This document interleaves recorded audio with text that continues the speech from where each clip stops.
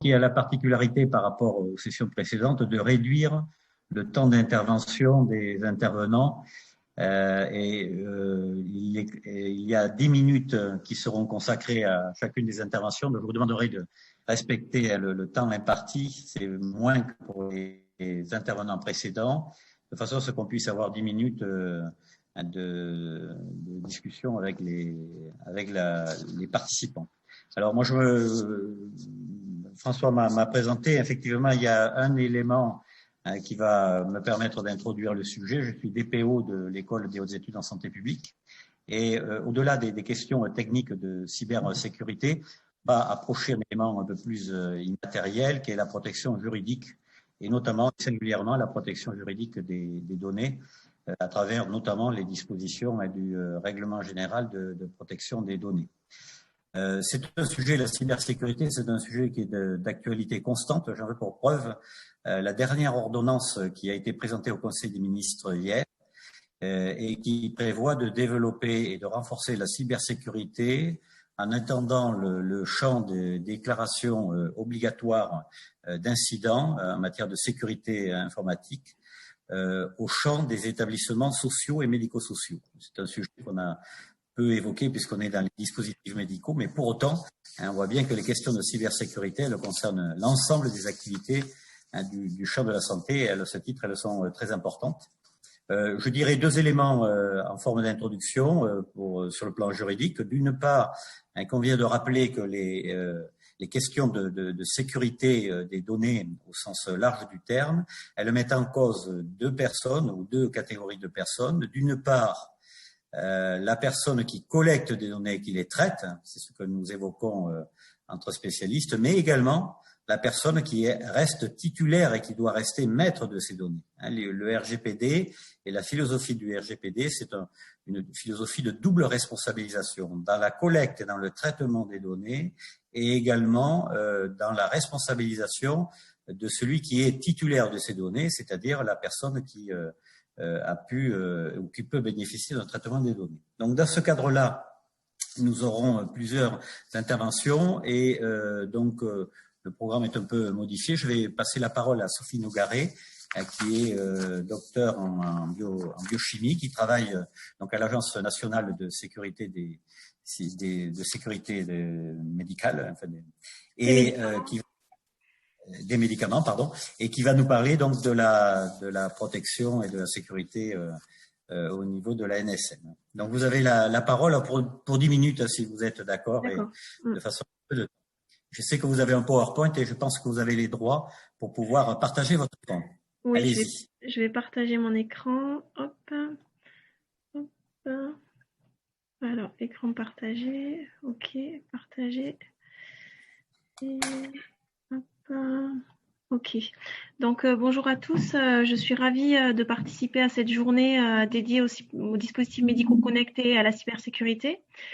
Donc, on a vu depuis ce matin dans les introductions que le monde de la santé faisait sa révolution et que on voyait que la santé connectée faisait désormais partie intégrante du processus de soins et que ça entraînait de nouveaux enjeux en termes d'évaluation des risques. Voilà. Donc, cette session est plutôt dédiée à la partie réglementation et aux questions juridiques. Et on va voir que la NSM a un rôle prenant là-dedans. En effet, la NSM, c'est l'Agence nationale de sécurité du médicament et des produits de santé. Par produits de santé, on pense de suite aux vaccins, aux thérapies géniques et aux thérapies cellulaires. Et en fait, les dispositifs médicaux entrent également dans le champ d'activité de la NSM. Et avec l'évolution des dispositifs médicaux vers des dispositifs médicaux connectés, on s'est intéressé à cette problématique de cybersécurité et à voir sur quel levier réglementaire nous appuyer en termes d'évaluation des risques. Donc, par dispositifs médicaux, on entend, selon la réglementation, la directive 9342, tout instrument, appareil, équipement, logiciel, matière ou hors article utilisé seul ou en association, y compris le logiciel, utilisé chez l'homme à des fins diagnostiques ou thérapeutiques. Donc, vous pouvez voir que cela englobe une très grande variété de produits en allant du fauteuil roulant jusqu'au scanner, à l'IRM, aux appareils de radiothérapie. Et les logiciels sont clairement inclus dans cette définition. Par contre, pour qu'un logiciel soit qualifié en tant que tel comme DM, il doit être destiné à une utilisation à des fins médicales.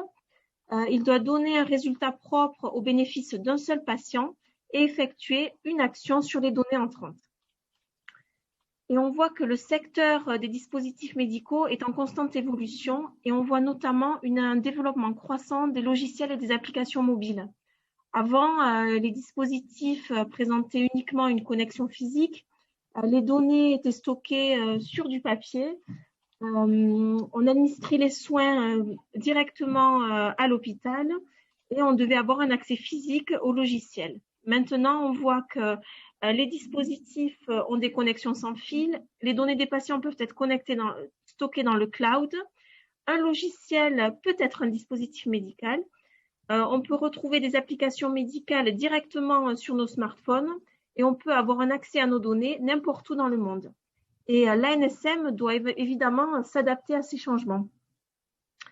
Car ces changements entraînent de nouveaux enjeux en termes de risques et on a vu une augmentation du nombre de vulnérabilités et des attaques.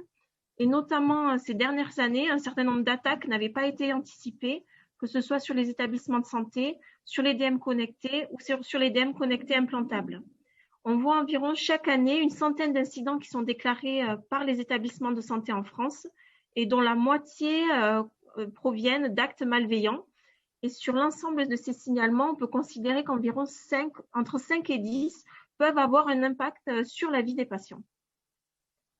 Et force est de constater que si la technologie évolue très vite depuis l'avènement de l'Internet en 1962, on voit que la réglementation, elle, avance moins vite. Par exemple, la directive 9342 considère le logiciel comme un accessoire servant au bon fonctionnement d'un DM. La directive 2007 évolue et un logiciel peut être qualifié de DM en tant que tel sans être associé à du hardware. Par contre, depuis 2007, nous avons le nouveau règlement dans lequel le logiciel possède une règle de classification spécifique. En effet, il fournit les exigences minimales auxquelles doivent répondre les dispositifs médicaux et fournit certains objectifs à atteindre. Et cela nous intéresse notamment aujourd'hui en ce qui concerne les dispositifs médicaux connectés, car ils sont mieux définis et le règlement fournit aussi des exigences spécifiques en termes de sécurité et de performance. Plus précisément, dans l'annexe 1, il est notamment évoqué dans le chapitre 2 les exigences relatives à la conception et à la fabrication, dans lequel il est mentionné que tout risque associé à une éventuelle interaction négative entre les logiciels et l'environnement informatique. Dans la partie système électronique programmable, on parle de sécurité informatique. Et dans la partie exigences relatives aux informations fournies dans les dispositifs, on parle de protection contre l'accès non autorisé aux données. Donc, sur la base de l'ensemble des éléments décrits dans le nouveau règlement, les fabricants doivent prendre en compte la gestion des risques et les systèmes de sécurisation. Et si on n'évoque pas clairement la stratégie de cybersécurité, l'application de ces nouvelles règles ouvre la voie vers la mise en œuvre d'une approche sécuritaire. Et si on sait, nous, à l'ANSM, que les fabricants sont capables de développer des produits sûrs en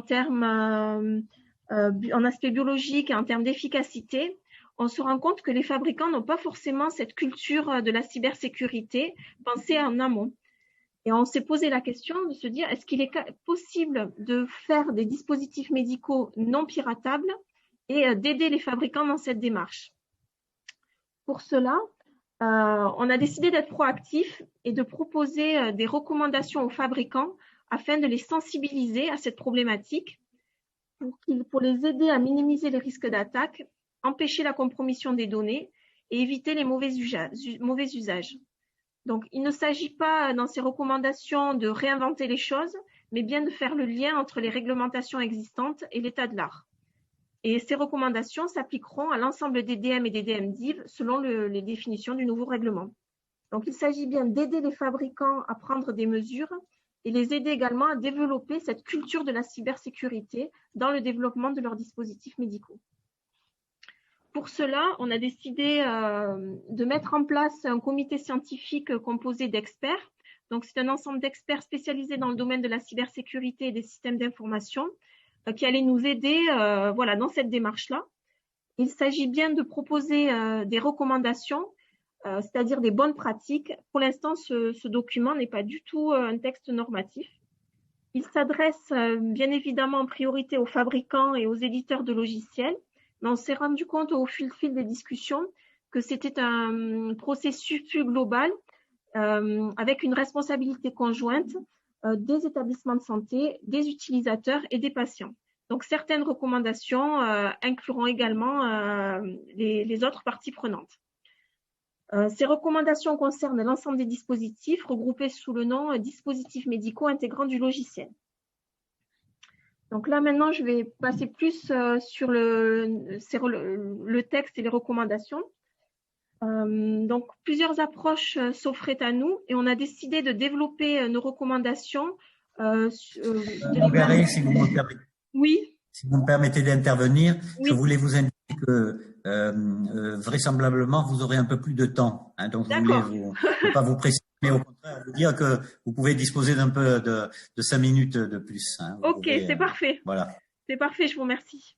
Donc, on a décidé de baser nos recommandations sur le cycle de vie du logiciel, c'est-à-dire de la mise sur le marché jusqu'à la fin de vie, des étapes de conception, développement, distribution.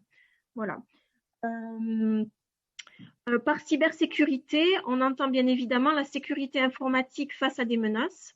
Donc, nos recommandations ne vont pas du tout traiter de sûreté des dispositifs médicaux qui sont un prérequis à ce document. Et on parlera donc de sécurité qui consiste à ce que le produit fasse ce qu'il doit faire malgré les menaces extérieures. Il faut aussi garder en tête que ces recommandations vont dépendre du dispositif médical connecté, c'est-à-dire qu'elles ne vont pas être les mêmes si le dispositif connecté est utilisé dans une situation d'urgence ou non. On s'est rendu compte rapidement, quand on a commencé les travaux, que les systèmes d'information et le monde du dispositif médical n'avaient pas du tout les mêmes mindsets.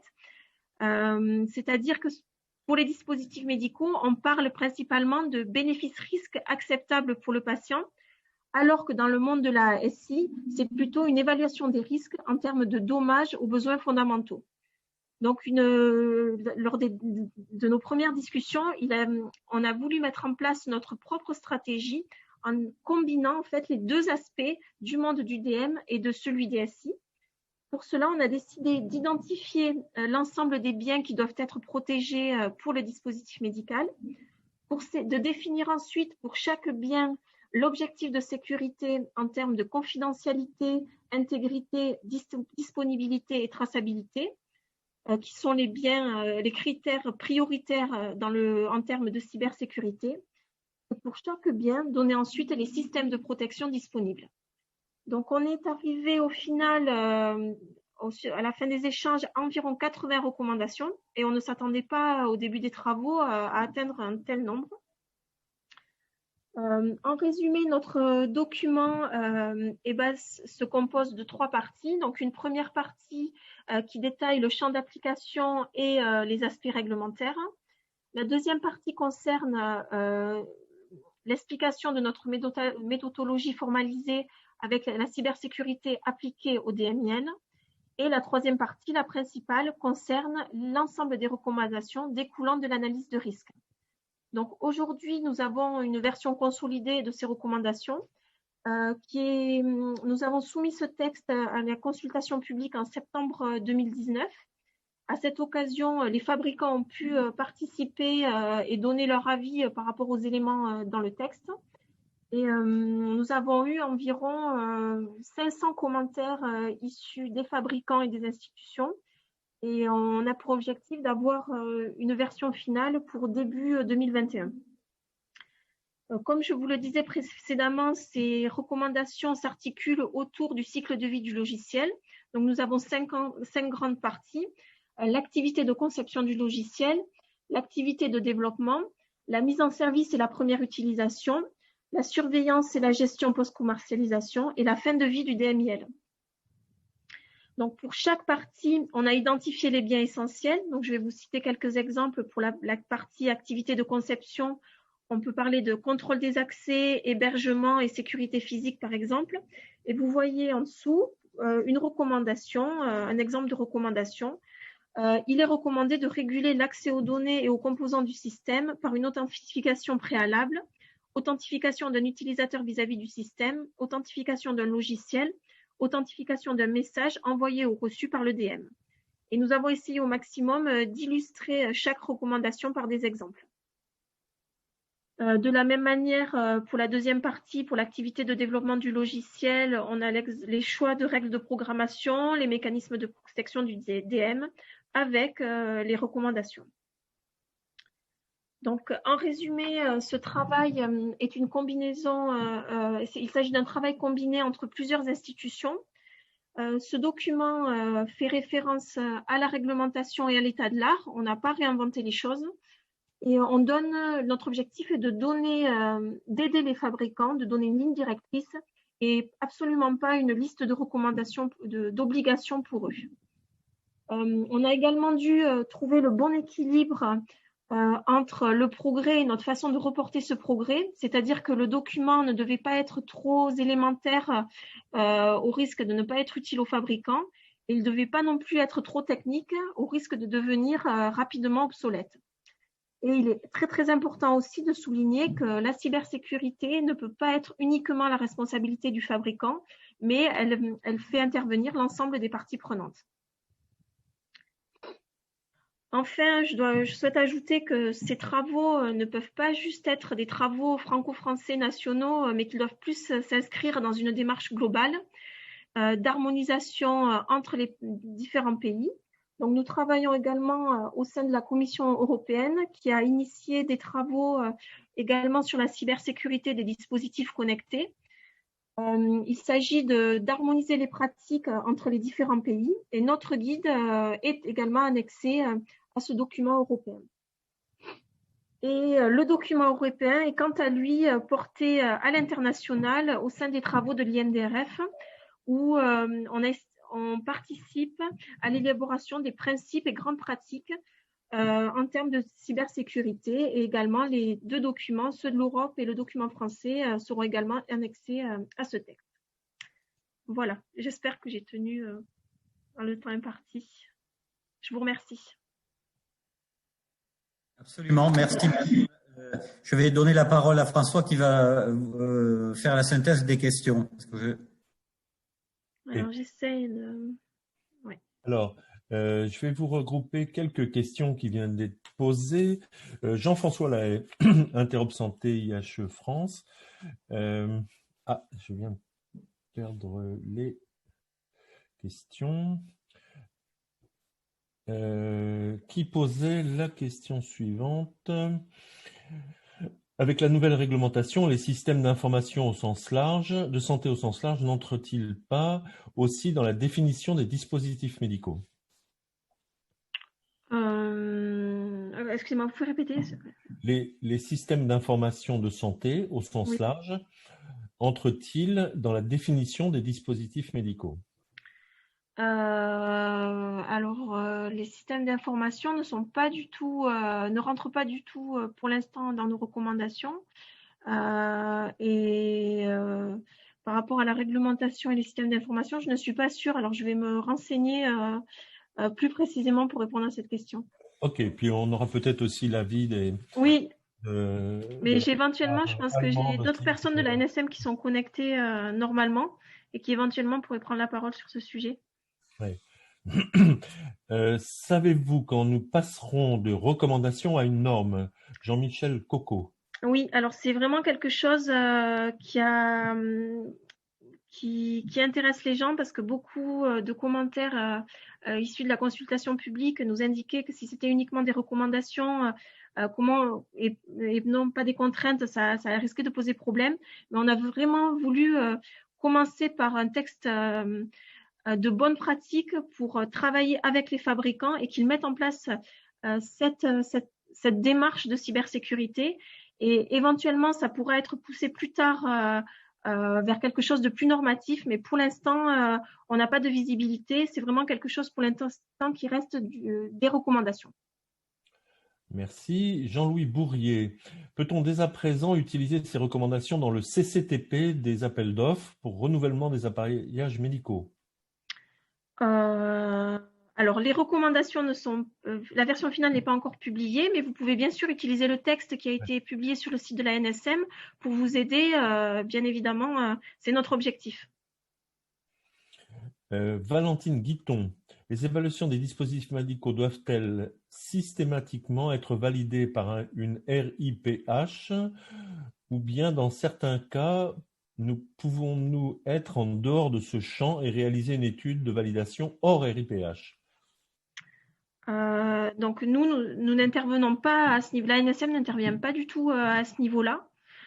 Donc je pense que tout ça est de la responsabilité du fabricant et de l'éditeur. Ok. Alors Bernard, je devine qui c'est, mais je n'en suis pas tout à fait sûr. Concernant l'analyse de risque, il faudrait sans doute identifier la criticité du dispositif médical, indépendamment de la notion d'urgence. Il faudra également prendre en compte l'écosystème, en particulier le dossier d'architecture technique du fabricant et le dossier d'exploitation. Il serait important d'avoir des recommandations en matière de matrice de flux. Il y a une question sur le PAS. Je suis tout à fait d'accord avec ça. J'ai cité. Fabricant pas d'avoir un PS. Ouais, je suis tout à fait d'accord avec ça. J'ai cité l'exemple d'un dispositif médical utilisé en urgence parce que c'est quelque chose qui parle de suite, mais vraiment les recommandations, toutes les recommandations ne vont pas pouvoir s'appliquer à tous les dispositifs médicaux. Il s'agit de donner un panel d'un ensemble de recommandations, mais bien évidemment la destination d'usage du dispositif était quelque chose d'essentiel à prendre en compte lorsqu'on va entamer la démarche de cybersécurité. Très bien. Jérôme B fait également une remarque. Le système d'information regroupe l'ensemble des outils numériques. Je ne sais pas si c'était en réponse à la première question de Jean-François Lahaye. La question me paraît un peu énigmatique, mais en tout cas, voilà Philippe. Je voulais saluer aussi Georges Heidenreich qui nous a rejoint par l'image et qui interviendra tout à l'heure. Peut-être as-tu des remarques ou d'autres questions, Philippe? Oui, sur une remarque en lien avec ce qui vient d'être dit sur le droit souple, hein, sur les recommandations et sur la portée juridique des recommandations qui, bien que n'étant pas des normes, constituent un ensemble d'éléments qui viennent contribuer à forger finalement des règles de droit. Et donc par là même, sur la question du CCTP, oui, bien évidemment, hein, toute norme, dès qu'elle est produite, elle doit être forcément respectée, mais également les recommandations professionnelles, les recommandations de bonne pratique que peuvent émettre les sociétés savantes, hein, ont intérêt à être intégrées. L'objet étant bien évidemment de permettre d'avoir un champ du droit qui dépasse la production des lois et des décrets et qui permettent de s'étendre aux recommandations de bonne pratique, à tout ce qui intervient dans le champ de la santé. Mais c'est très fréquent. On va le voir sûrement, je fais une transition et je remercie Madame Nogaré de son intervention, avec Dina Truxius qui, elle représente donc le gouvernement fédéral allemand et qui est chargée de recherche et de partenariat au Bureau fédéral de la sécurité des systèmes d'information. Elle intervient en particulier dans le domaine de la cybersécurité, dans le domaine de la santé, dans le domaine de la protection des données médicales. Et l'Allemagne a une pratique justement au regard du droit qui est plus intégrative de cette notion de droit souple que nous commençons à découvrir en France. Elle est diplômée de l'université de Dortmund. Et donc, je vais lui donner la parole. Elle va nous présenter dans une dimension comparée, finalement, la cybersécurité au niveau allemand. J'en profite pour rappeler à tout le monde que la session est enregistrée et que donc vous avez, ça c'est ma casquette de DPO qui me le dit, qui me permet de le dire, vous consentez bien entendu à la collecte de ces données, à la capture de ces données, dans un but bien évidemment, c'est celui de pouvoir vous les restituer après.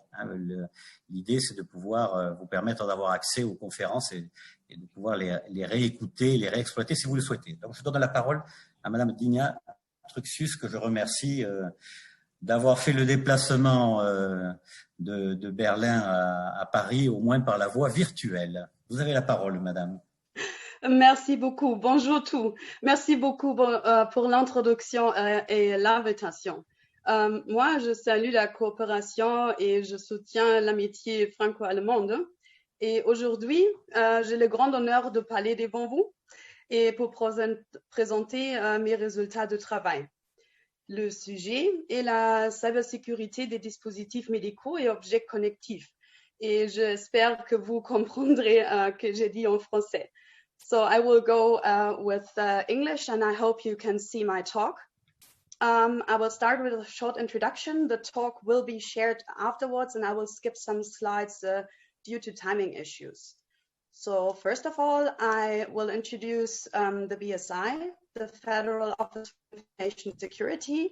So we are the Federal Cyber Security Authority in Germany, and we are shaping IT security and digitization by prevention, detection, and reaction for the government, business, and society. So that is our duty. To be more precise and to show you a little bit of the German government, so on top you see the German federal government, which is the second layer comprised of several ministries. The most two important ministries, at least in my field, because I'm doing cybersecurity and medical devices, are the Federal Ministry of the Interior and the Federal Ministry of Health. We, the Federal Office for Information Security, are under the authority of the Ministry of the Interior. And on the right side, you can see the Federal Institute for Drugs and Medical Devices. This is actually our regulatory authority. So coming back to us, we are really unique, I guess, among Europe. So Germany has its own Federal Cybersecurity Authority. We also have a CERT, so a Computer Emergency Response Team or Cybersecurity Emergency Response Team. We have an observation center. We share findings. We we track traffic, we analyze traffic, we monitor traffic for our government and for critical infrastructures, for example. We have different sections and different departments where all these experts are. We do coordinated disclosures, vulnerability disclosures. We also do studies and projects. I will come to that later. And we have a special legislation. So we have our own IT Security Act. And I will provide you with the detailed slides for later, but we have a special section I will go into further details during my talk.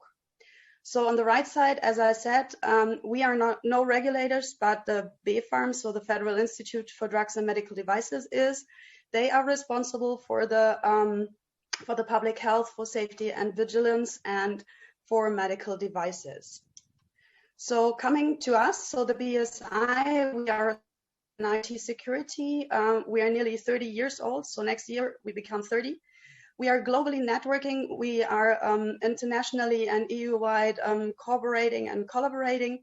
And also internally in Germany, we are collaborating with all the federal states and other ministries and offices. We have more than 80% of MINT specialists, so natural scientists, and lots of IT people. We have around 29% of women already, and we are among the top employees in Germany, and we have a large budget. And I will tell you what I do with some of our budget to invest in projects for cybersecurity. So coming or summing it up, here you can see the alphabet, and basically the BSI does everything from automotive via medical devices to the Zoom app. As promised, I told you we have some special legislation, predominantly in the field of critical infrastructures. You can ask me later about that, but I will tell you something about some general features that we have. So we have a license to hack. So in Germany, you will get punished. You go to jail. You have to pay lots of money if you hack devices or if you intend to hack something. We are excluded from this punishment, so we are allowed to basically hack devices or do security assessments, to be more precise, because I don't like the word hacking here. So we have this IT security law, which allows us to assess any IT product, which also includes a smart washing machine and medical products and apps. And we are allowed to disclose the findings after a given time to the, first of all, we have to inform the manufacturer, the vendor, the developer, and we are allowed to disclose those findings and also do a cybersecurity warning. I use those legislation for medical device assessments, for projects, and also for health apps already.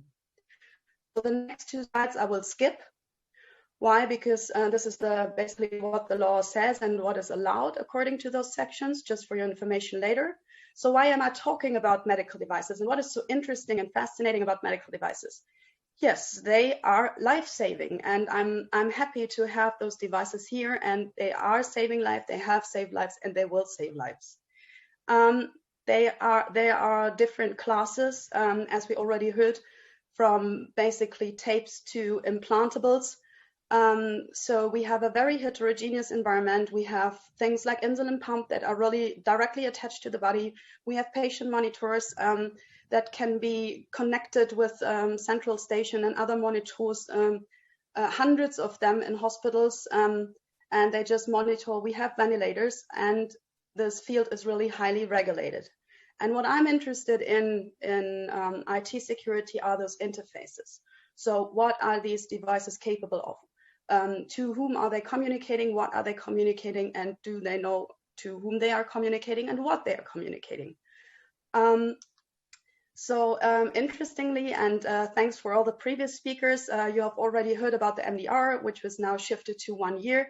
But with a European-wide regulation, there is IT security named in the law for medical devices. And just as a side note, the national law was already changed, and you see that below. So we have to be consulted in case of IT security issues in medical devices from the regulators. So we are involved in the risk assessment by law now, and this is, I think, really great. And I'm happy that politics do see that cybersecurity in medical devices is essential. So to give you some practical examples, I will quickly go through my project. So when I started in 2018, I asked myself, is it really possible to hack medical devices? There is lots of press outside, and just imagine now if vulnerabilities in a ventilator would have been discovered. Just imagine the press title, all COVID-19 patients might die. And I don't think that's realistic. So I did some research on medical device cybersecurity and launched the project in 2019. This project is, as you see in the middle, about medical devices in principle, highly regulated field, special requirements, and network medical devices. But there is more around my project. So what we did is we did pen tests of different medical device categories. We did deep security assessment and transparently communicated these findings in the form of a report to the vendor. So the vendor was contacted prior to the tests for sure, and all vendors and manufacturers knew what is going on and what we are aiming to do. So what is really important, that we had a very trustful cooperation among all the stakeholders, with the security researchers, the vendors, and us and other authorities.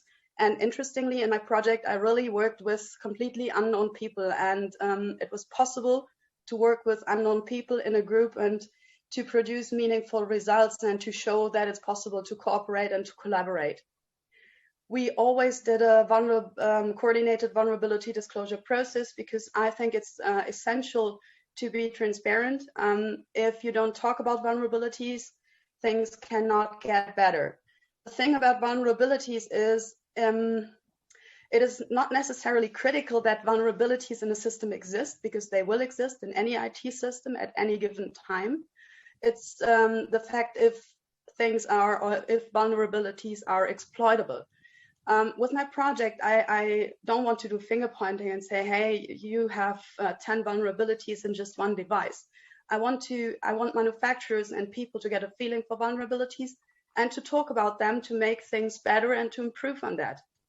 So this project is really complex and I don't have the time to go really deep into it, but I will show you just some brief results. So we chose 5 different device classes: implantables, insulin pumps, ventilators, syringe and infusion pumps, and patient monitors. In total, we assessed 10 plus devices. So the plus is a software. So we handed over 11 reports to the vendors, and we found more than 150 vulnerabilities in total. One restriction was that the assessed devices had to be no longer than 5 years on the German market, and they all had to be highly connected to have a high attack surface. So here's the project overview. What we did a market research with all the requirements I just mentioned. Then we selected the devices, got in contact with the manufacturers, did the IT security assessment, initialized those processes, quite tough, and there was lots of communication and really lots of effort, especially after handing over the report and how to deal with vulnerabilities and findings. So the second project is more about connected or IoT devices and medical devices. It's called eCare, Digitization in Care. And again, you see that it's comprised of different components. Here we also have the disclosure processes, as previously mentioned. We aim for a trustful cooperation, but here we don't have necessarily medical products, but care products for home care, healthcare, IoT, things you can buy on an online in online shops and markets. We also did pen testing, but on a lower level because it was a kind of a smaller project. And the same goal was here to help manufacturers to get a feeling what can happen in the devices and how to secure them. Here are the 6 device classes or 6 devices that we assessed in eCare. And let me conclude what we learned from the projects. So I believe in the BSI way. I believe in trustful communication and close collaboration. I don't think, because we are dealing with a very sensitive and highly regulated field, I don't think it makes sense to have anger and I think you should discuss on a normal level because it's possible. So after handing over our vulnerability findings, the vendor had to do the risk assessment on their own because they know their devices best. And they have to assess safety and security because we only check for IT security. We are not allowed to make any statement about safety. I mean, in some cases it would be obvious, but nonetheless, we're not allowed to assess it. We used 90 days of a coordinated vulnerability disclosure, so we keep everything confidential, but we wanted the manufacturer to show us where their developmental process and their patch management and rollout actually is, what is the time frame, and if necessary or if justified, we extended this. Also, I mean, COVID-19 was there. And sometimes it's just not possible to implement fixes in such a short time. We did testing contracts. So the manufacturers, as I said, knew what they are doing with us. And we received medical devices documentation and sometimes even source code.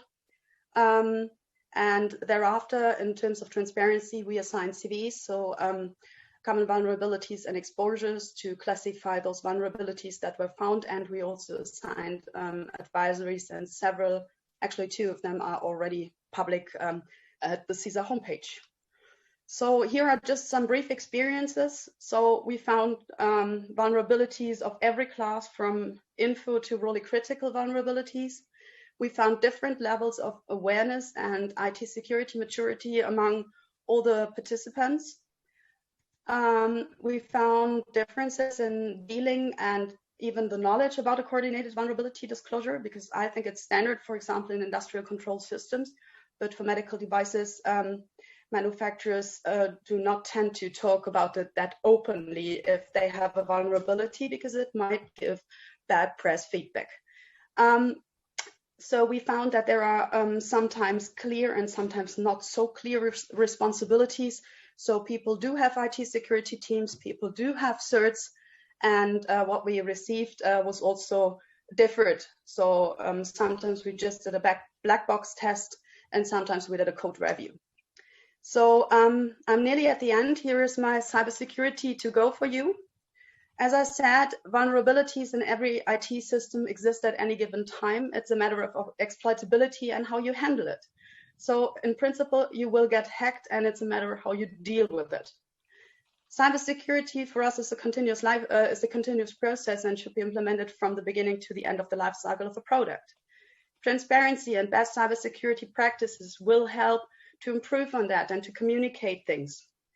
Here's a joke: coordinated vulnerability disclosure processes. My name is in that, and I'm really experienced now how to do such things, and it's really a lot of effort, I can tell you. Nonetheless, I believe in trustful cooperation and collaboration with all stakeholders. I think it's necessary to get tested and to get an external view on your products. And I think this can be a basis for standardization and harmonization, because I don't want to invent a single German island solution. That is superfluous. I believe in international, EU-wide, global cooperation. And happily, I can tell you, all the project results from eCare and MoneyMate will be released in December in German and English. And maybe we will launch further projects. And I'm happy to take your question. Here are my contact details, and the talk will be shared. Thank you.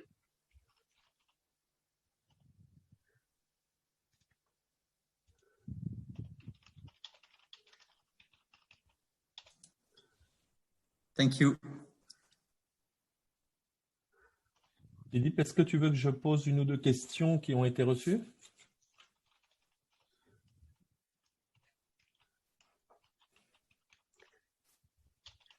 So I received, for example, a question how I assess the maturity level of healthcare professionals in Germany. Yeah, that's really a good question. I don't think healthcare professionals are really assessed in that way. So what we still see is that IT personnel in hospitals is not well paid, and it's not the most attractive environment to work there. And most of the medical, or a lot of the medical personnel, I think, is not that aware of IT security.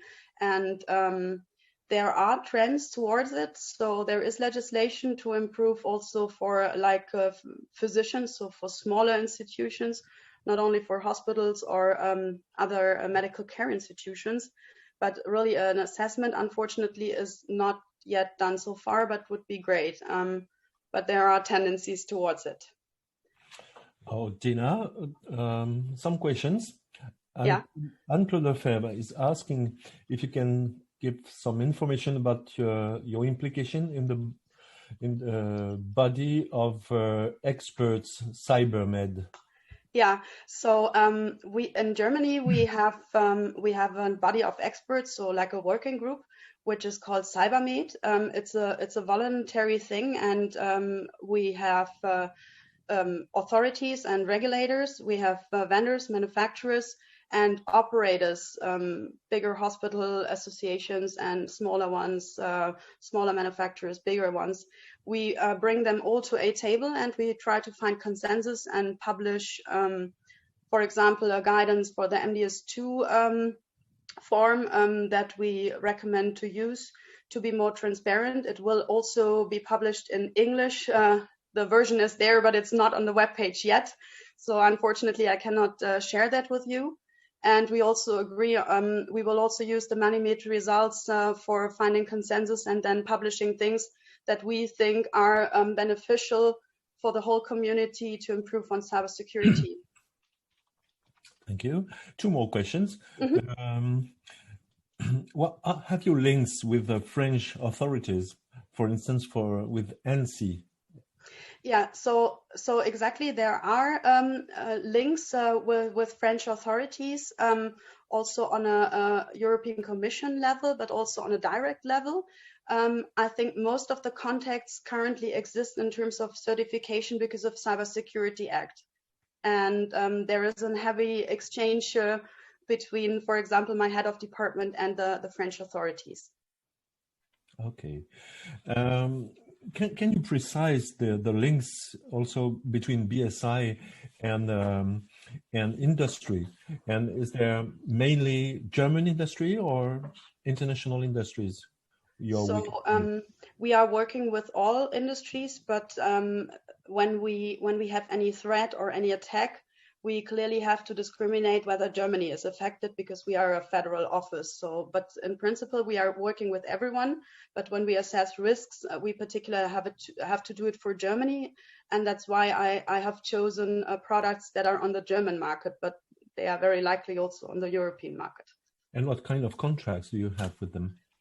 So the testing contract basically tells the manufacturer, the manufacturer provides us with a device and gets exclusive knowledge in return. So we keep it confidential. We do basically a state-sponsored pen testing for the manufacturer. Then we disclose the findings, and but we are not excluded from this publication section I mentioned in the special legislation. So even if a manufacturer would not behave and somehow disagrees with our findings, I could even disclose them. So there is a bit of power. Philippe, no more question for the time. I think here is one question in the chat because it was about IT. About the threats and the hacks. Yeah.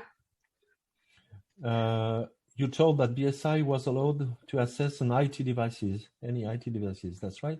Yeah. Can you tell us more about the assessments, especially about the threats and hacks? What impacts about the CE marking? Mm-hmm. So we focused on communication interfaces, and we also looked at whole systems, not only on single devices. So, which was really, I think, critical because most of the devices are really robust. So the pump pumps, the pacemaker makes pace, and the monitor monitors. So really robust things. But as soon as you connect things, you have to be aware. So connectivity and digitization can have an impact. We found we found always solutions for not affecting the CE mark or mitigation strategy and fixes. So that was included in the project, and for God's sake, no product had to be withdrawn from the market. The hacks, we used commercial tools, but also self-made scripts, and for some of the hacks we even had exploits, but most of them we just we did a proof of concept for. For more information, you will see the report, and we also describe the methodology that we used for assessing the devices briefly.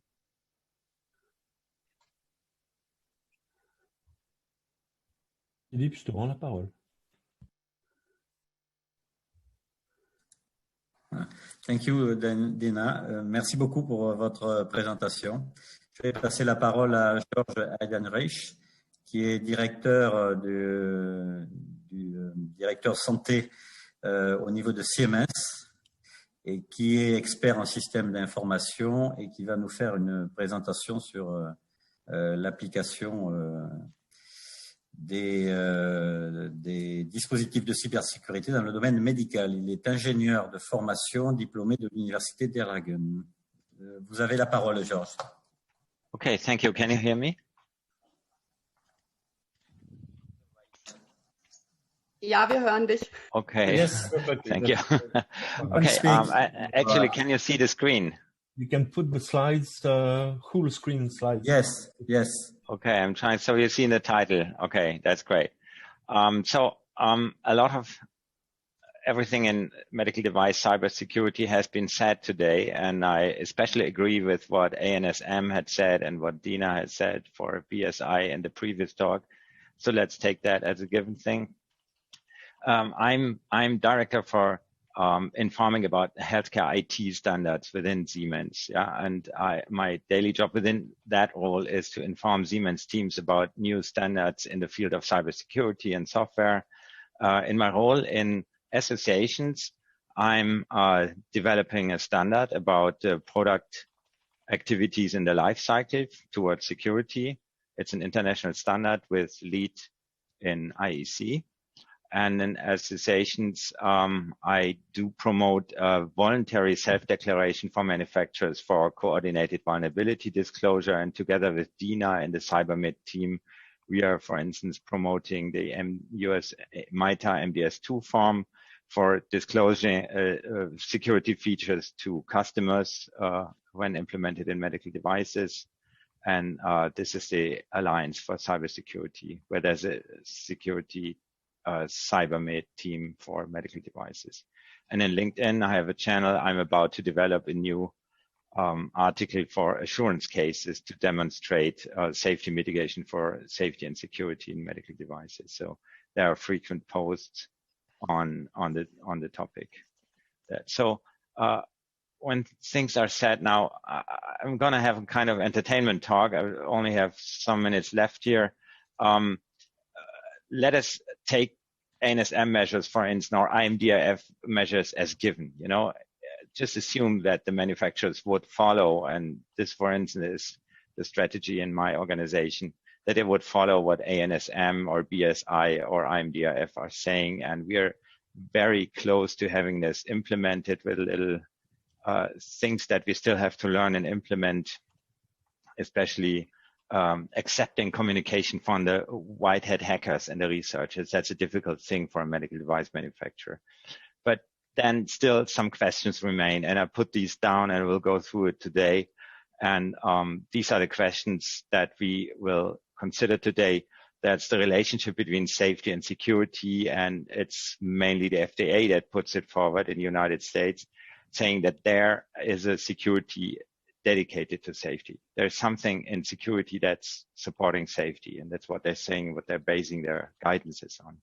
Then there is a question, do we go confidentiality first or availability first? And there's a question that puts medical devices maybe into factory IT rather than office IT. Then there's a question that manufacturers have to respond to on a daily basis when they do security risk management or threat analysis, is what's foreseeable. Yeah, what is foreseeable when you are a manufacturer? And then, of course, what's the perfect balance of safety, security, and performance? These three are the expressed goals of market access regulation in the United States, in Europe, and similar legislations. And then there's the question whether, you know, given the fact that manufacturers have to care post-market, have to do a lot of efforts post-market, that, you know, selling a medical device would effectively turn into providing a service to the hospital. And then the sixth question is, of course, what are the roles of standards, assessment, and certification? When I entered standardization some, say, 14 years ago, I was told that the word certification is a no-no. We as a manufacturer don't like certification, but I found out in early market stages, when there's a new technology, a new situation, a certificate in the early stage can help to build confidence among the authorities, the customers, the manufacturers, and so on. So let's discuss this. So first of all, what's foreseeable? You see the picture now. Is that okay? Dina, is that? Yes, it's okay. Okay, fine. Okay, so the left one would be depicting the shape of the United States. The right one puts Europe into the front. And the question is there a security for safety? When you read the pre-market and post-market guidance from FDA, which came out first as specific security targeted documents for medical devices, then they restrict themselves to you know, putting obligations for the manufacturer to address security if that is related to safety. And if you ask IT persons, which are independent of medical devices, you will find that there's no such thing. There is no security that only is related to safety. You cannot say this vulnerability is only for safety. This vulnerability is not related to safety at all. Yeah.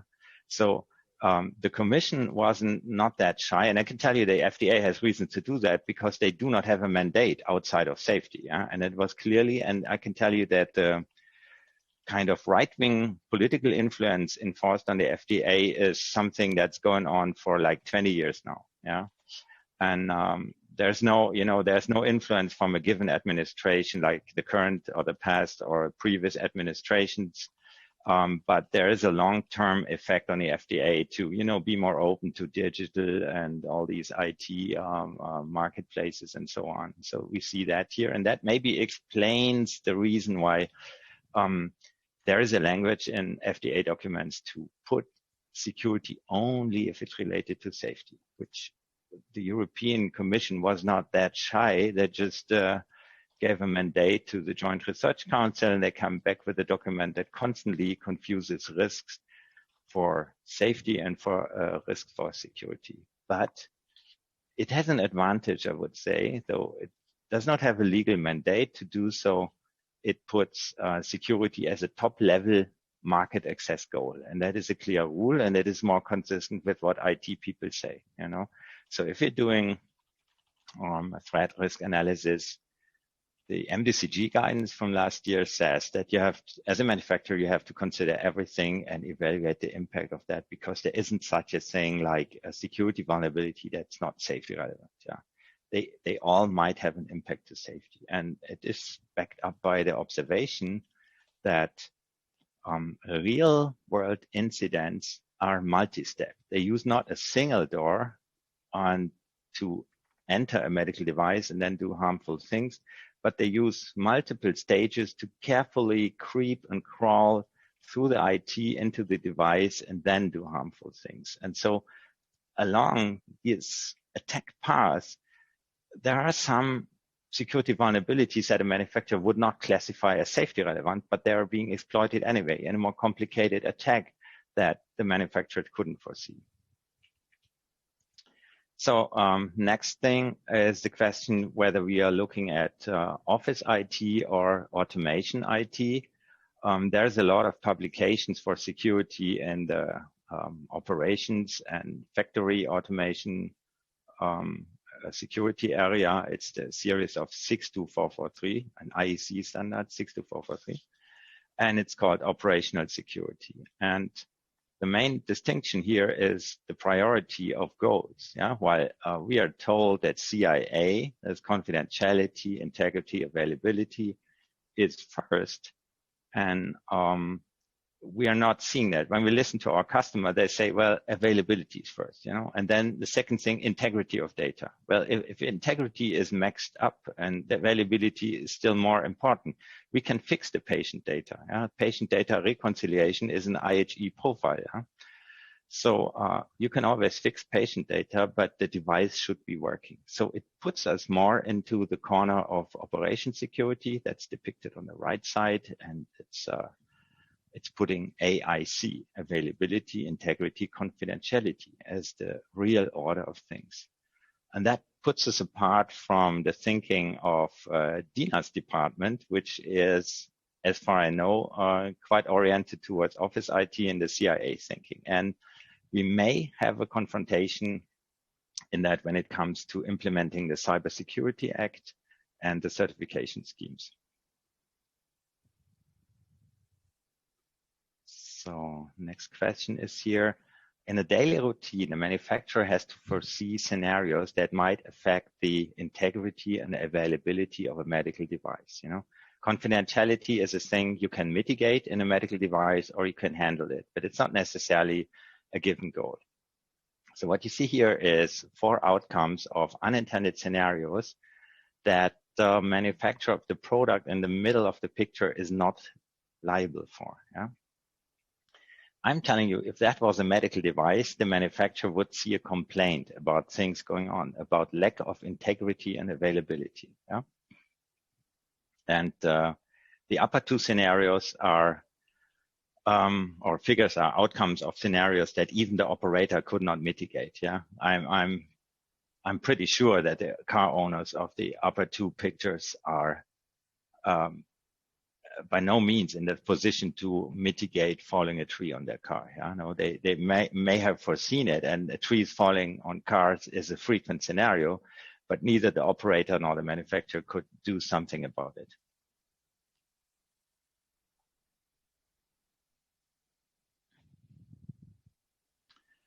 So the lower scenarios are the outcomes of unintended use. And again, here's the question. if that was a medical device, would the medical device manufacturer have to foresee such situations? Would they have to analyze this and mitigate it and give it, you know, a risk is the combination of impact and severity and likelihood, yeah? On the other hand, so are these scenarios that have a certain likelihood? Yes, they are known scenarios, not too often, but well known and documented. And the impact, of course, is tremendous. So in medical device regulation, you would have to foresee such scenarios and mitigate them as a manufacturer. The question here is, what kind of misuse and misconfiguration of hospital IT have to foreseen for a medical device that's supposed to be connected? Yeah, I can tell you that, for instance, I know a case from Philips. It's not bad-mouthing Philips, quite positive at all. With their CT scanners, they put documentation to the customer that the CT machine must not be connected to an open internet. And what Philips does is they scan the internet for their products. And from time to time, they find a CT connected to the internet without any protection measure. And then the notified body says to them, well, now that you know, you can foresee it. You have to mitigate it. Yeah, because you foresee it now that you learn about it. Yeah, so you can write whatever in your customer documentation. Now it's foreseeable. Okay, so that's the question. And I think the MDCG guidance is helpful. It's not easy for manufacturers, but it's practically saying that once a vulnerability is known and exploitable, you have to foresee it.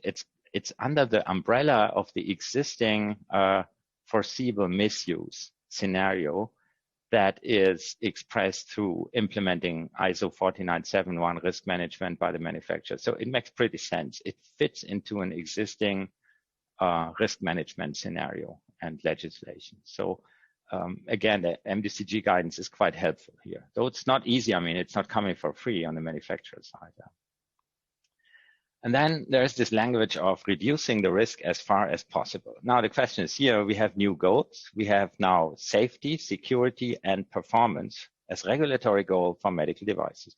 Again, you may have learned I'm from Germany. I like cars. So what would be a car looking like implementing safety, security, and performance to the utmost? Yeah, it would be great. It wouldn't be cheap, but you can have it, okay? So the question here is the language reduce risk as far as possible isn't really implementable. If you read it as an engineer, it's quite scary. Give engineer more money, they will implement more safety, security, and performance, I bet. So I would prefer the language risk as low as reasonably possible. Yeah, the ALARP, which is common in science and literature on risk management. So I'm just saying that the EU text cannot be interpreted by an engineer. It needs a guy, a project manager in between, you know, between the law and the engineer when designing medical device security measures. So next question is here, if we see that there are more and more post-market duties to be assumed by the manufacturer, then why would a hospital at all to be health IT expert? You know, the hospital have to take care that medical records are available, that the machines are protected from cybersecurity attacks, that the records are not hampered. They shouldn't be laid open. So confidentiality, integrity, and availability are important goals for medical records in the hospital. And the hospital depends on that. A hospital is not a factory producing something. What they produce is the medical records they can bill for. They live on the records. That's in the balance sheet. What they have is the claims, yeah, against the insurances and coverage schemes. So it's extremely important. But why should hospitals be IT experts? You know, managing security and availability and all this all the time, and the performance they need. You know, why wouldn't they give it to a manufacturer while the manufacturer is in the position to deliver patches, updates, warnings, documentation over the whole lifetime? If you read IMDRF documentation, if you read MDCG or the ANSM documentation, it all makes sense, but it somehow moves the focus over from, you know, selling a white box, billing once, getting the money once, and then it's it, and over to a new culture of a constant dialogue to the customer, where the manufacturer learns about new vulnerabilities, documents them, manages the risk, and provides a security patch to somehow mitigate them. So wouldn't that be rather a partnership and a service provided where the hospital would pay for each image, for instance, or for each lab result? So next thing, when I entered my job, I told you certification was explained to me wasn't a good thing. So we had this image of the left. If there's a market that you can only assess with a certificate, that market is protected, it's an evil thing, you have to pay for it. It's a steep way to go into this market. But eventually I found out that if there is new technology, or if you see some certificates are quite successful and some customers or some markets ask for certificate, I rather have this right perspective. What you see here, and it's cumbersome this year, this will not happen. It's a Nuremberg Christmas market. It will not happen. It's really a pity. But so we still have these pictures. Within the walls of good standards and good certificates, there is confidence. Yeah? People accept the products, people understand the products, people know their responsibilities, you know, drinking all the glow wine and eating all the sausages. There is some remaining responsibility with the customer, of course. And the same holds for medical devices.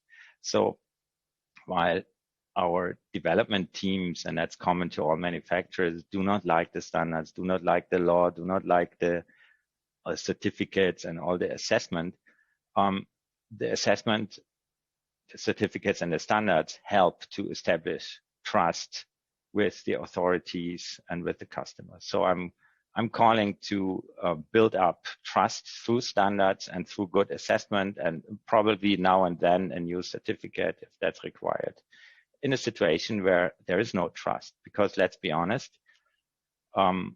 when cybersecurity attacks made their way into medical devices, a lot of trust has been lost. Yeah, people are non-secure, not only in the technical sense, but they do not know what they have to expect when they connect medical devices to IT networks. It's an awful situation, and even it's damaging the brand reputation of manufacturers.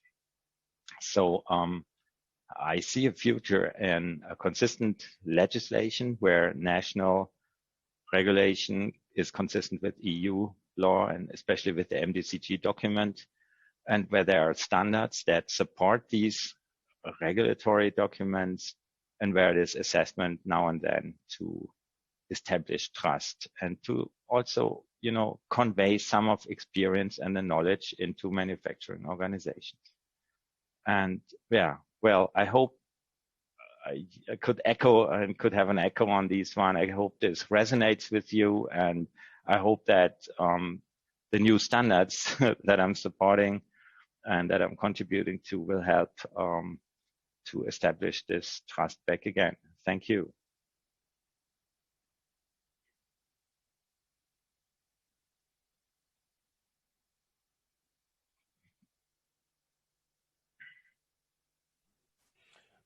Thank you so much, George. There are very few questions.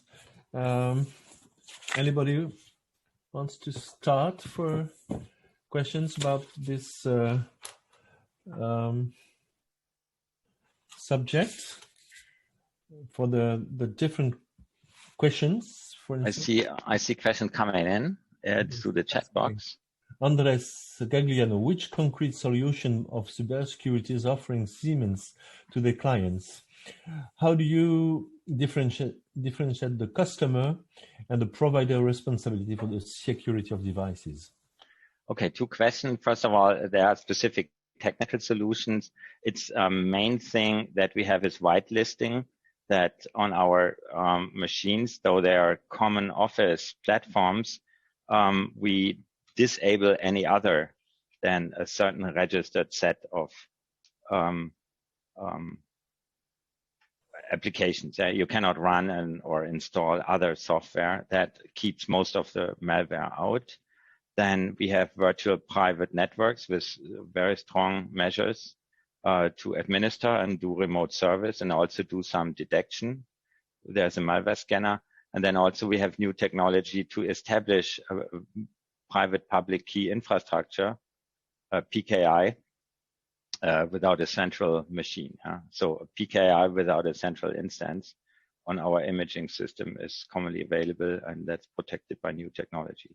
So I think that while for the new products, of course, we have measures in place. What really scares me is the old products, because products are reliable and they have a good lifetime, and people want to use them more than 10 years. So that's really the scary thing.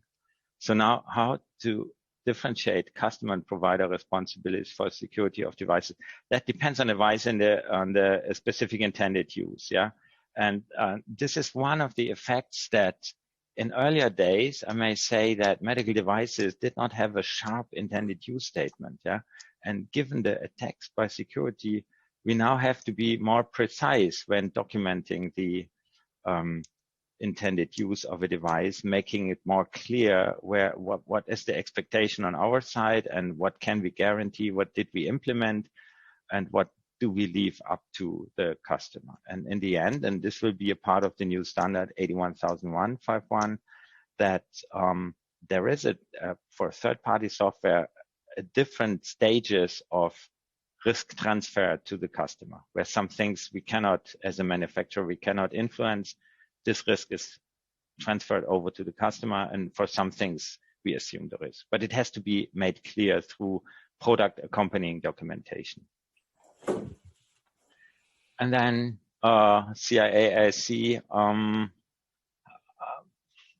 I'm not seeing that there is a specific difference between France and Germany in this respect. We are advocating 62443 as an OT security, but we are not saying that there's a difference in the countries. Actually, I have to say the ANSM documentation is more specific and helpful to manufacturers, though it wasn't intended to do so.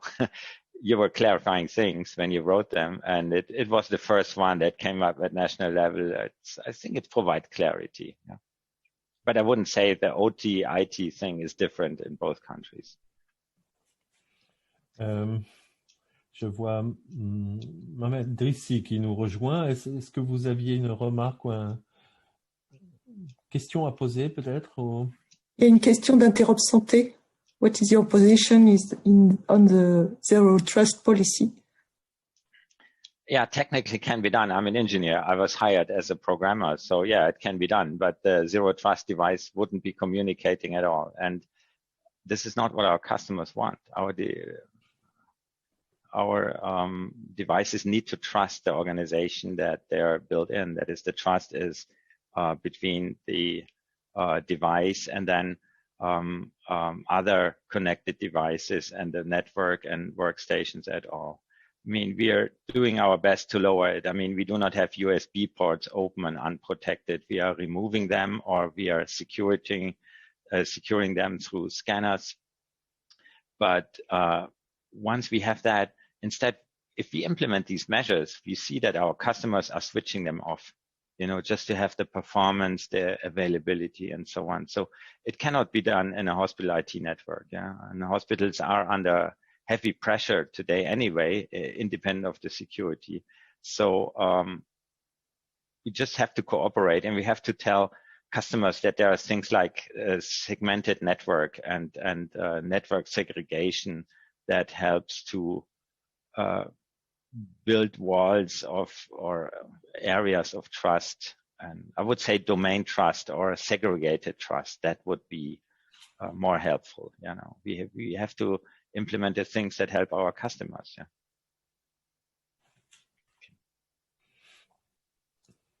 Philippe, je ne vois plus de questions. Y a-t-il encore des interventions souhaitées?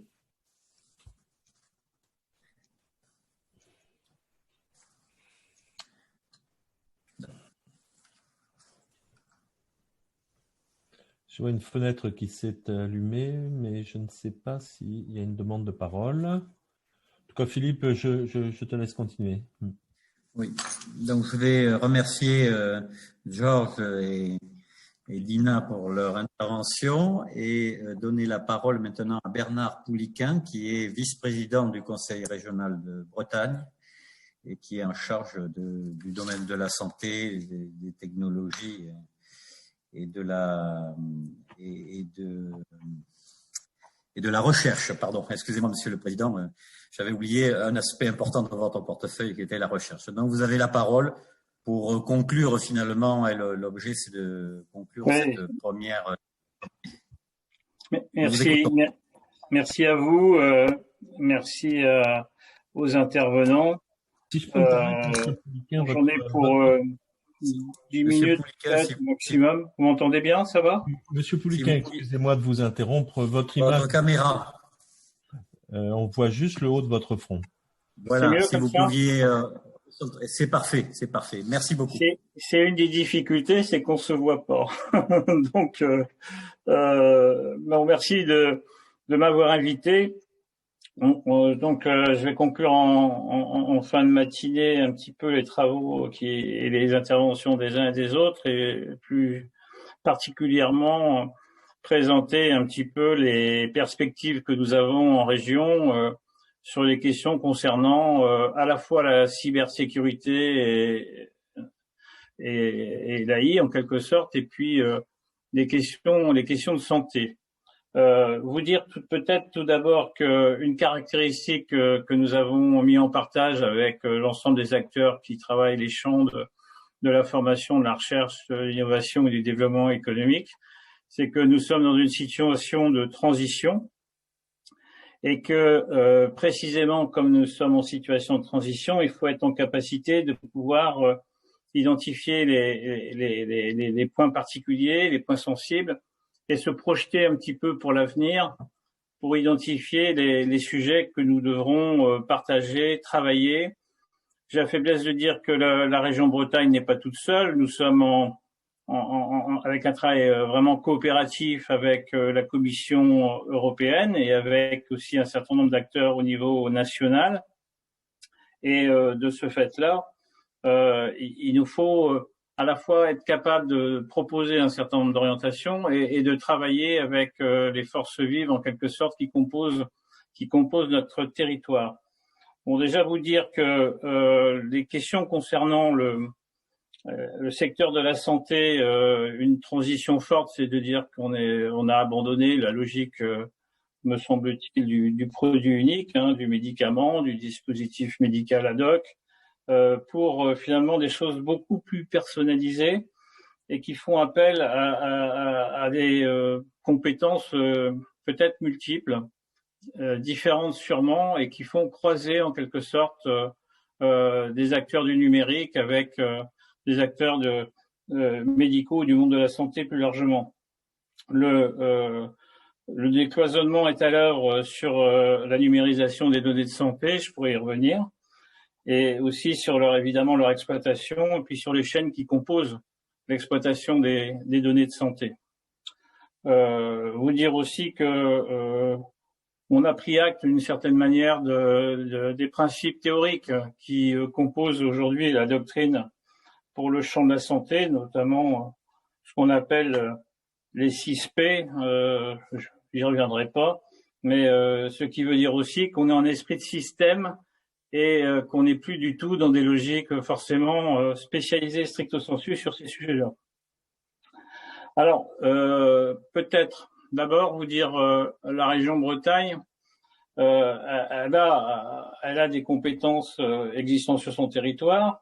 Bien sûr, je veux commencer par le champ des technologies de la santé, dans la mesure où il y a eu, dans le cadre des investissements d'avenir et des programmes d'investissement d'avenir antérieurs, un travail important qui a été fait par les laboratoires de Bretagne, que ce soit le LAMI ou que ce soit le LTSI, et que pour de l'avis extérieur, c'est pas forcément notre avis stricto sensu, mais ce sont quand même des pépites et on partage l'idée. Ce sont des pépites en matière de technologies de santé, qui ont été d'ailleurs organisées sous forme de FHU, Fédération hospitalo-universitaire, et qui pour nous constituent véritablement des points d'appui extrêmement importants.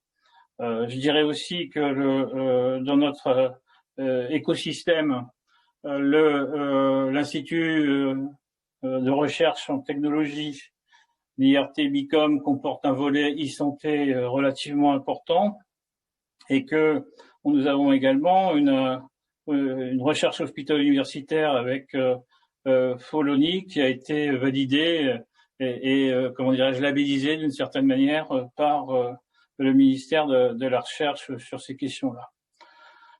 Ça pour vous dire aussi que d'une certaine manière, au regard d'un certain nombre de projets européens et aussi de chaires européennes qui ont été attribuées, on a un positionnement qui est beaucoup plus tourné vers l'aval que vers l'amont et qui nous amène forcément sur des aspects applicatifs, à la fois, je dirais, des questions santé et sur des questions de cybersécurité. Donc ça, c'est assez intéressant parce que ça veut dire que ça rejoint complètement une force identifiée en région, c'est-à-dire d'une terre plutôt d'innovation sur des TRL finalement qui peuvent être pas loin, en tout cas très approchants du marché sur un certain nombre de points, et ce qui nous amène forcément à voir un petit peu comment on fait système aussi avec des acteurs industriels, des acteurs économiques qui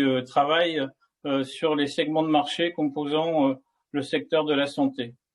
Alors, le point important, c'est que on est dans une situation où finalement on est capable de pouvoir développer un certain nombre d'ingénieries, de produits, et de répondre surtout, c'est en tout cas notre principe actif en région, à la capacité à créer de la valeur et aussi à la capacité de répondre aux besoins de notre société. Et pour ça, nous le faisons dans le cadre, je dirais, d'un travail partenarial, mais aussi, c'est l'actualité d'ailleurs qui le commande, dans notre capacité à proposer à l'Europe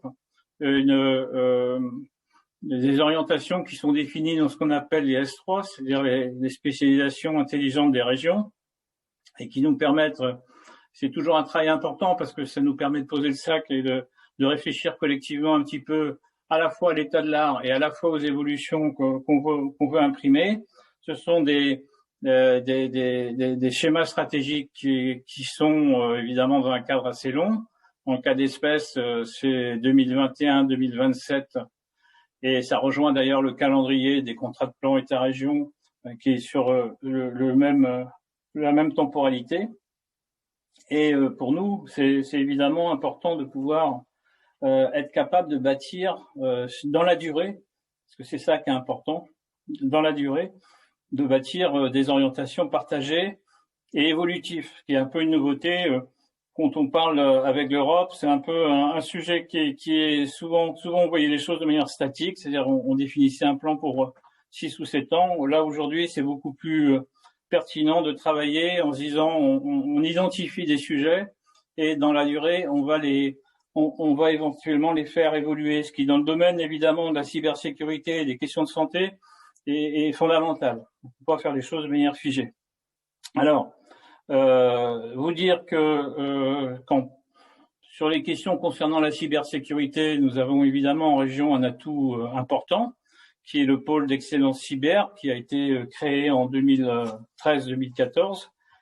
Je suis, en tant que vice-président à la région, membre fondateur de ce pôle, et qui associe à la fois en membre fondateur le ministère des Armées, mais également, au-delà des membres fondateurs, un ensemble d'industriels intéressés par les questions de cybersécurité et intéressés par les questions autant sur les points de formation que les points de recherche, que les points d'innovation, éventuellement de développement économique.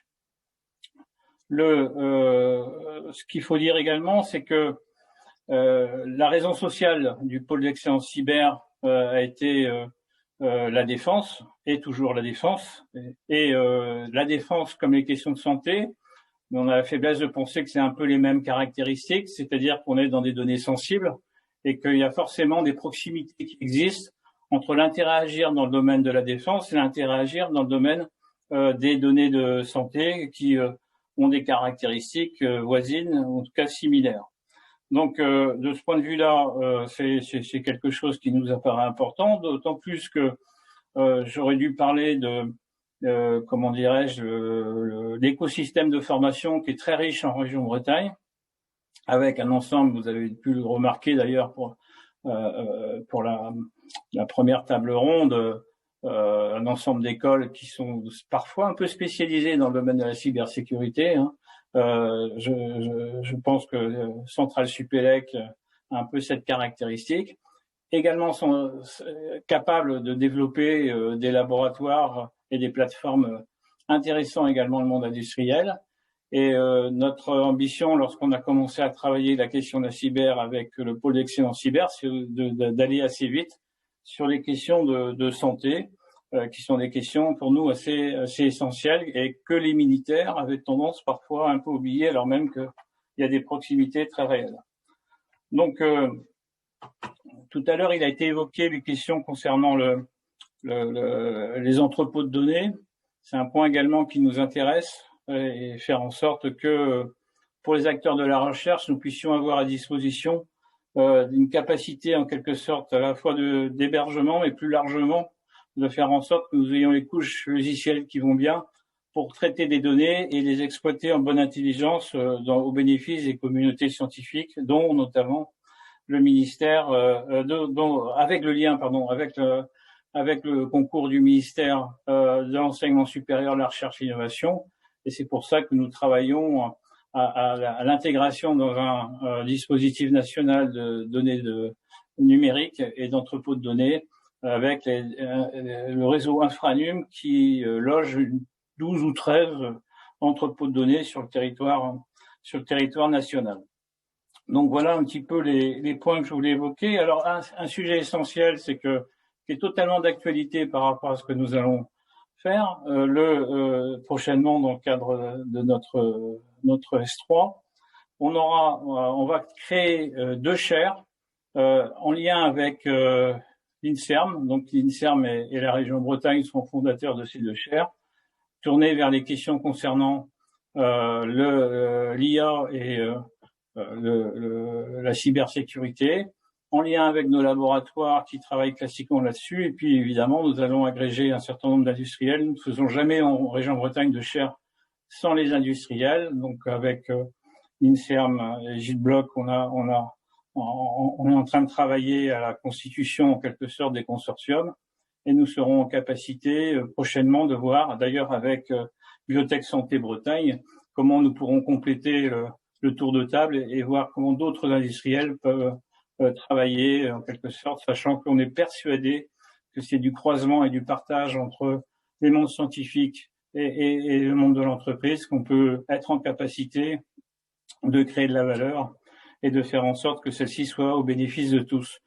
Je terminerai juste pour vous dire que finalement, notre S3, la précédente avait été très bien évaluée. Celle-là le sera tout autant, me semble-t-il. Et d'ores et déjà, avec la Commission européenne, sur les questions concernant le financement des opérations par le biais des fonds structurels, on a la garantie d'avoir une augmentation de notre budget sur 2021-2027.